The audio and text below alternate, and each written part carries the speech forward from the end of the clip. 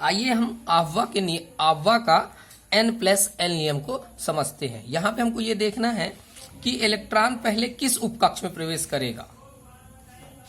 जैसे यहाँ पे 1s के बाद 2s में गया, तो 2s में इलेक्ट्रॉन 1s के बाद गया, तो इसको हम समझते हैं कि कैसे।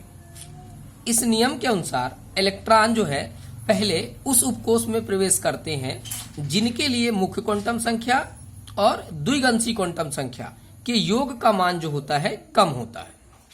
यहाँ पे 1s, ये 2s, तो 1s और 2s, तो 1s के लिए n का मान कितना होगा 1 और s के लिए l का मान कितना होगा 0, योग कितना आ गया 1। इसी प्रकार 2s में देखिए n का मान कितना आएगा 2 और s के लिए l का मान कितना आएगा 0, योग करेंगे तो कितना आएगा 2।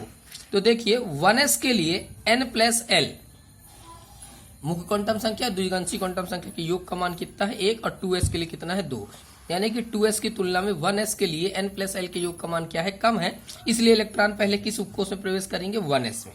ठीक है, अब यदि दो उपकोष ऐसे हैं जिनके लिए n+l के योग का मान क्या है बराबर है, क्या है बराबर है, तब इलेक्ट्रॉन पहले उस उपकोष में प्रवेश करेगा जिसके लिए n का मान क्या है कम है, क्या है कम है।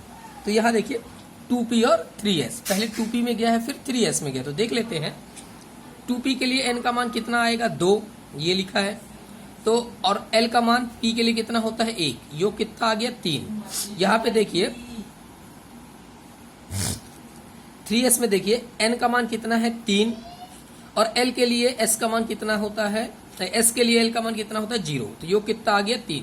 तो ये दो उपकक्ष ऐसे हैं जिनके लिए n+l के योग का मान क्या है बराबर है, तो पहले इलेक्ट्रॉन उस उपकोष में प्रवेश करेगा जिसके लिए n का मान क्या है कम है। तो इलेक्ट्रॉन पहले कहाँ प्रवेश करेगा 2p में, किसमें 2p में, क्योंकि 2p के लिए n का मान कितना है 2, जो कि 3s के n के मान की तुलना में क्या है कम है। क्लियर है, बन जाएगा। ये था आव्वा का n+l नियम।